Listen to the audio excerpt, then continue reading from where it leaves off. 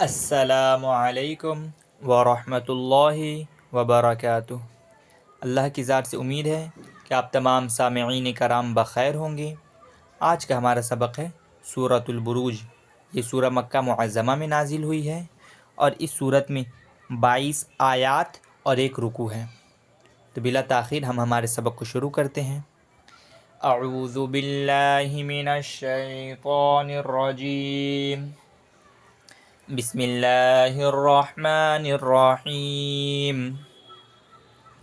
والسماء ذات البروج والیوم الموعود وشاہد ومشہود قتل اصحاب الاخدود النار ذات الوقود اذ هم علیہا قعود وهم على ما يفعلون بالمؤمنین شہود وما نقموا منهم إلا أن يؤمنوا بالله العزيز الحميد الذي له ملك السماوات والأرض والله على كل شيء شهيد ان الذين فتنوا المؤمنين والمؤمنات ثم لم يتوبوا فلهم عذاب جهنم ولهم عذاب الحريق